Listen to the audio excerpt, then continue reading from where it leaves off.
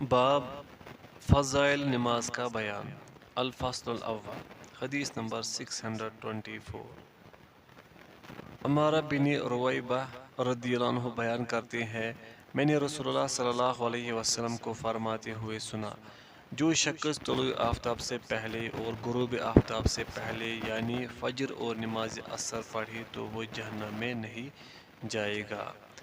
رواہ مسلم۔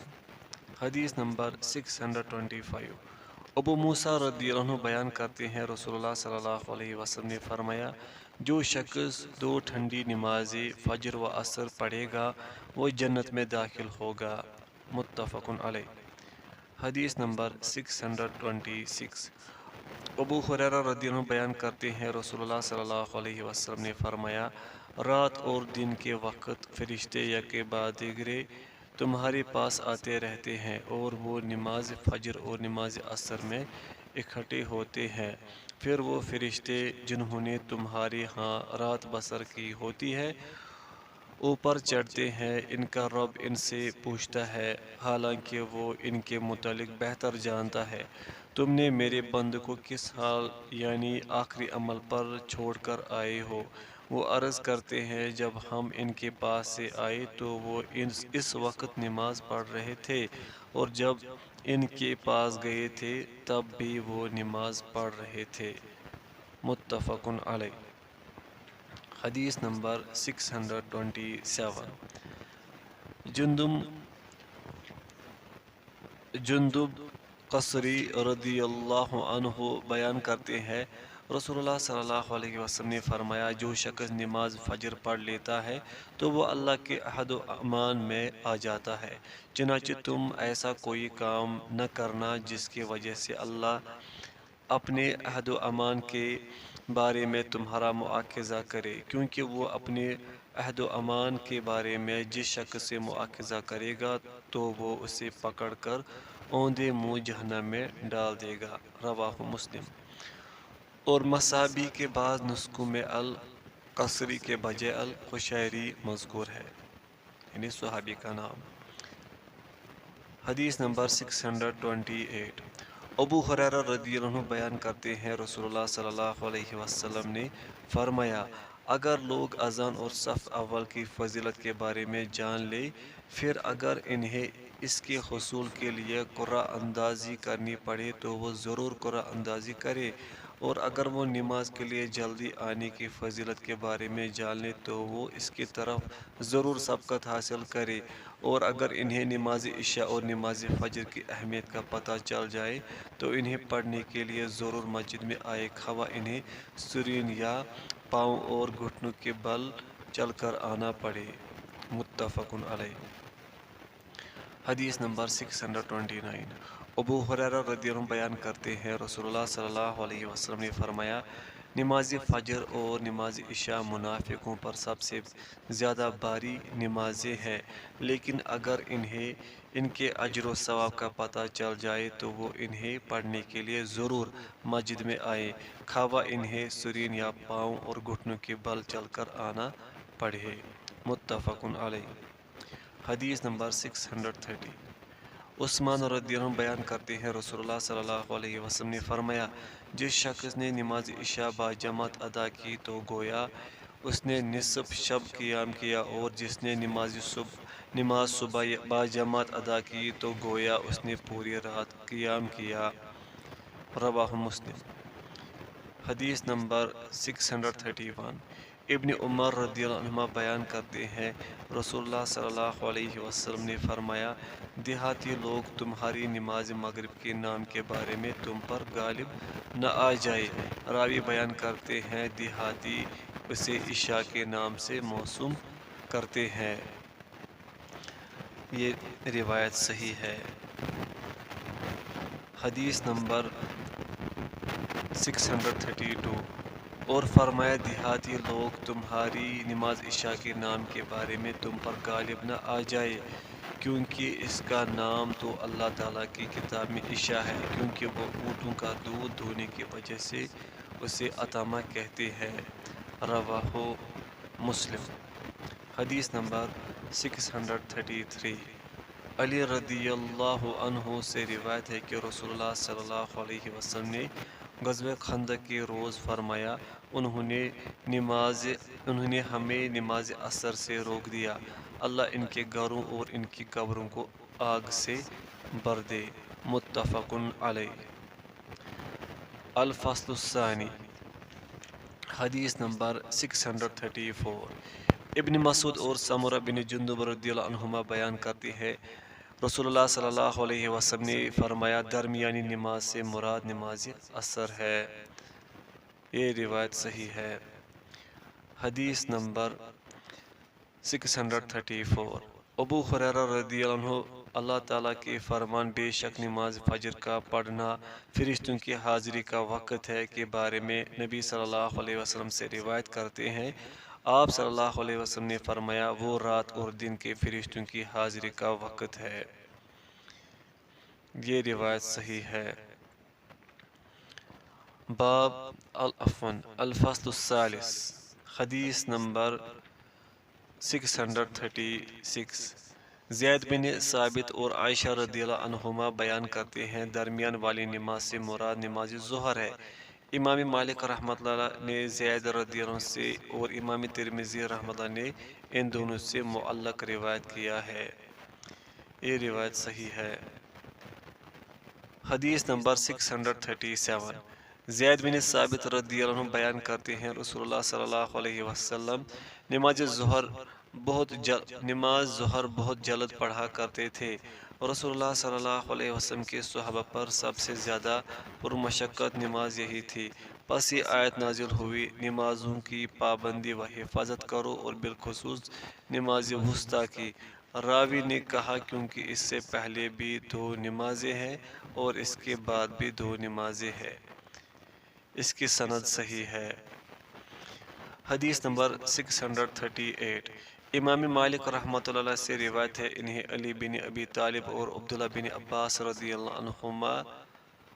اللہ عنہم کے متعلق پتہ چلا کہ وہ کہا کرتے تھے کہ درمیان والی نماز سے مراد نماز فجر ہے۔ اس کی سند ضعیف ہے۔ حدیث نمبر 639۔ امام ترمذی رحمۃ اللہ نے ابن عباس اور ابن عمر رضی اللہ عنہم سے اسے معلق روایت کیا ہے۔ یہ روایت صحیح ہے۔ حدیث نمبر 640۔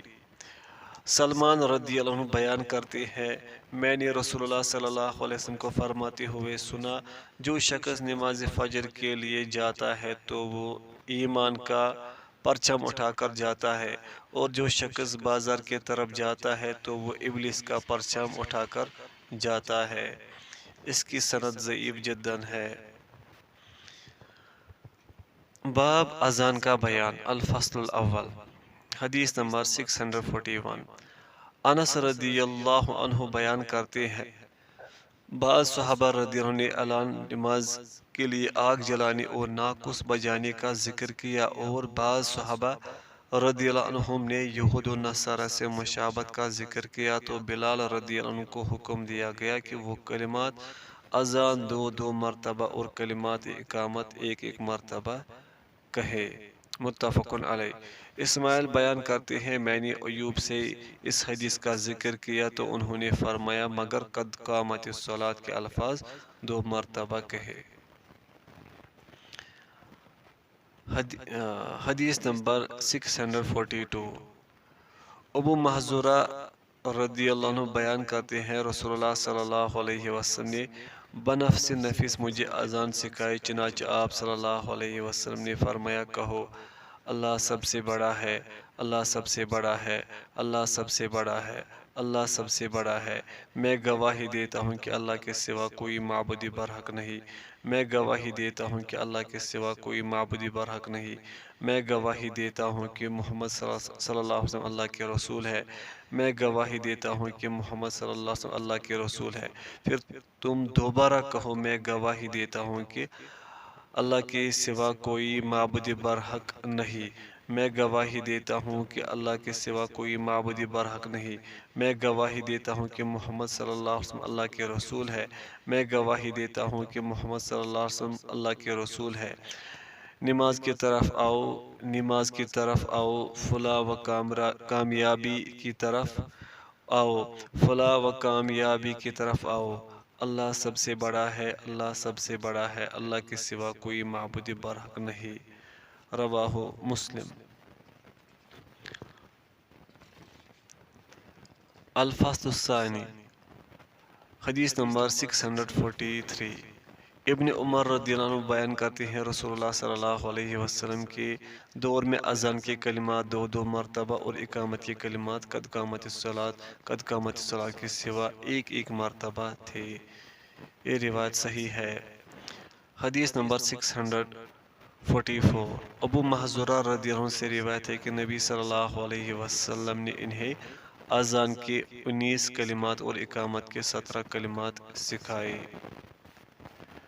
حدیث نمبر 645، ابو محذورہ رضی اللہ عنہ بیان کرتے ہیں میں نے عرض کیا اللہ کے رسول مجھے اذان کا طریقہ سکھا دے۔ راوی بیان کرتے ہیں آپ صلی اللہ علیہ وسلم نے اپنی پیشانی پر ہاتھ پھیر کر فرمایا کہو اللہ سب سے بڑا ہے، اللہ سب سے بڑا ہے، اللہ سب سے بڑا ہے، اللہ سب سے بڑا ہے۔ اپنی آواز بلند کرو، پھر کہو میں گواہی دیتا ہوں کہ اللہ کے سوا کوئی معبود برحق نہیں، میں گواہی دیتا ہوں کہ اللہ کے سوا کوئی معبود برحق نہیں، میں گواہی دیتا ہوں کہ محمد صلی اللہ علیہ وسلم اللہ کے رسول ہیں، میں گواہی دیتا ہوں کہ محمد صلی اللہ علیہ وسلم اللہ کے رسول ہیں۔ یہ کلمات کہتے ہوئے آواز پست رکھو، پھر کہتے ہوئے کہ میں گواہی دیتا ہوں کہ اللہ کے سوا کوئی معبود برحق نہیں، میں گواہی دیتا ہوں کہ اللہ کے سوا کوئی معبود برحق نہیں، میں گواہی دیتا ہوں کہ محمد صلی اللہ علیہ وسلم اللہ کے رسول ہیں، میں گواہی دیتا ہوں کہ محمد صلی اللہ علیہ وسلم اللہ کے رسول ہیں۔ اپنی آواز بلند کرو، نماز کی طرف آؤ، نماز کی طرف آؤ، کامیابی کی طرف آؤ، کامیابی کی طرف آؤ۔ اگر نماز فجر ہو تو کہو نماز نیند سے بہتر ہے، نماز نیند سے بہتر ہے، اللہ سب سے بڑا ہے، اللہ سب سے بڑا ہے، اللہ کے سوا کوئی معبود برحق نہیں۔ اس کی سند ضعیف ہے۔ حدیث نمبر 646، بلال رضی اللہ عنہ بیان کرتے ہیں رسول اللہ صلی اللہ علیہ وسلم نے مجھے فرمایا نماز فجر کی اذان کے علاوہ کسی نماز کی اذان میں الصلاۃ خیر من النوم نہ کہنا۔ ترمذی ابن ماجہ، امام ترمذی نے فرمایا ابو اسرائیل راوی محدثین کے نزدیک قوی نہیں، اس کی سند ضعیف ہے۔ حدیث نمبر 647، جابر رضی اللہ عنہ سے روایت ہے کہ رسول اللہ صلی اللہ علیہ وسلم نے بلال رضی اللہ عنہ سے فرمایا جب تم اذان کہو تو ٹھہر کر اطمینان کے ساتھ کہو، اور جب اقامت کہو تو جلدی جلدی کہو، اور اپنی اذان اور اقامت کے درمیان اتنا وقفہ رکھو کہ کھانا کھانے والا شخص اپنے کھانے سے، پینے والا شخص اپنے مشروب سے، جبکہ قضائے حاجت کے لیے جانے والا شخص اپنی حاجت سے فارغ ہو جائے، اور جب تک مجھے دیکھ نہ لو نماز کے لیے کھڑے نہ ہوا کرو۔ ترمذی، اور انہوں نے فرمایا ہم اسے صرف عبد المنعم کی حدیث سے پہچانتے ہیں اور اس کی اسناد مجہول ہے، اس کی سند ضعیف جداً ہے۔ حدیث نمبر 648، زیاد بن حارث سدائی رضی اللہ عنہ بیان کرتے ہیں رسول اللہ صلی اللہ علیہ وسلم نے مجھے اذان دینے کا حکم فرمایا تو میں نے اذان دی، تو بلال رضی اللہ عنہ نے اقامت کہنے کا ارادہ کیا، تو رسول اللہ صلی اللہ علیہ وسلم نے فرمایا سدا قبیلے کے شخص نے اذان دی ہے، اور جو اذان دے وہی اقامت کہے، اس کی سند ضعیف ہے۔ الفصل الثالث، حدیث نمبر 649، ابن عمر رضی اللہ عنہ بیان کرتے ہیں جب مسلمان مدینہ تشریف لائے تو وہ اکٹھے جاتے اور نماز کے وقت کا اندازہ لگاتے، جبکہ نماز کے لیے کوئی منادی نہیں کرتا تھا۔ ایک روز انہوں نے اس بارے میں بات چیت کی تو ان میں سے کسی نے کہا نصارہ جیسا ناقوس بنا لو، اور کسی نے کہا کہ یہود کے سینگ جیسا کوئی سینگ بنا لو۔ عمر رضی اللہ عنہ نے فرمایا تم کسی آدمی کو کیوں نہیں بھیج دیتے کہ وہ نماز کے لیے منادی کرے؟ چنانچہ رسول اللہ صلی اللہ علیہ وسلم نے فرمایا بلال اٹھو اور نماز کے لیے اذان دو، متفق علیہ۔ حدیث نمبر 650، عبداللہ بن زید بن عبد رباح رضی اللہ عنہ عبد ربہ رضی اللہ عنہ بیان کرتے ہیں کہ جب رسول اللہ صلی اللہ علیہ وسلم نے لوگوں کو نماز کے لیے جمع کرنے کے لیے ناقوس بجانے کا حکم فرمایا تو میں نے خواب میں ایک شخص کو ہاتھ میں ناقوس اٹھائے ہوئے دیکھا۔ میں نے کہا اللہ کے بندے کیا تم ناقوس بیچتے ہو؟ اس نے کہا تم اسے کیا کرو گے؟ میں نے کہا ہم اس کے ذریعے نماز کے لیے بلائیں گے۔ اس نے کہا کیا میں تمہیں اس سے بہتر چیز نہ بتاؤں؟ میں نے کہا کیوں نہیں، ضرور بتاؤ۔ راوی بیان کرتے ہیں اس نے کہا تم اللہ اکبر سے آخر اذان تک کہو اور اسی طرح اقامت۔ پس جب صبح ہوئی تو میں رسول اللہ صلی اللہ علیہ وسلم کی خدمت میں حاضر ہوا اور انہیں اپنا خواب سنایا تو آپ صلی اللہ علیہ وسلم نے فرمایا انشاءاللہ یہ سچا خواب ہے۔ آپ بلال کے ساتھ کھڑے ہو اور آپ نے جو دیکھا ہے وہ بلال کو سکھا دو، وہ ان کلمات کے ساتھ اذان دے کیونکہ اس کی آواز آپ سے زیادہ بلند ہے۔ چنانچہ میں بلال رضی اللہ عنہ کے ساتھ کھڑا ہو کر انہیں اذان کے کلمات سکھاتا رہا اور وہ ان کے ساتھ اذان دیتے رہے۔ راوی بیان کرتے ہیں عمر بن خطاب رضی اللہ عنہ نے اپنے گھر میں اذان کی آواز سنی تو وہ اپنی چادر گھسیٹتے ہوئے تشریف لائے اور کہنے لگے اللہ کے رسول اس ذات کی قسم جس نے آپ کو حق کے ساتھ مبعوث فرمایا، جو کچھ انہیں دکھایا گیا ہے بالکل وہی کچھ میں نے دیکھا ہے۔ اور تو رسول اللہ صلی اللہ علیہ وسلم نے فرمایا اللہ کا شکر ہے۔ یہ روایت حسن ہے۔ حدیث نمبر 651۔ ابو بکرہ رضی اللہ عنہ بیان کرتے ہیں میں نماز فجر کے لیے نبی صلی اللہ علیہ وسلم کے ساتھ روانہ ہوا تو آپ جس آدمی کے پاس سے گزرتے تو اسے نماز کے لیے آواز دیتے یا اپنے پاؤں کے ساتھ اسے ہلا دیتے۔ اس کی سند ضعیف ہے۔ حدیث نمبر 652۔ مالک رحمۃ اللہ سے روایت ہے انہیں پتہ چلا کہ مؤذن عمر رضی اللہ عنہ کو نماز فجر کی اطلاع کرنے آیا تو اس نے انہیں سویا ہوا دیکھ کر کہا نماز نیند سے بہتر ہے۔ عمر رضی اللہ عنہ نے اسے حکم فرمایا کہ ان کلمات کو صبح کی اذان میں شامل کر لو۔ اس کی سند ضعیف ہے۔ حدیث نمبر 653۔ عبد الرحمن بن سعد عمار بن سعد رحمۃ اللہ علیہ بیان کرتے ہیں کہ مجھے میرے والد نے اپنے والد سے اور اس نے سعد بن عمار کے دادا سعد بن عائد جو کہ مؤذن رسول اللہ صلی اللہ علیہ وسلم تھے کے حوالے سے حدیث بیان کی کہ رسول اللہ صلی اللہ علیہ وسلم نے بلال رضی اللہ عنہ کو کانوں میں انگلیاں داخل کرنے کا حکم دیتے ہوئے فرمایا اس سے تمہاری آواز زیادہ بلند ہو جائے گی۔ اس کی سند ضعیف ہے لیکن حدیث صحیح ہے۔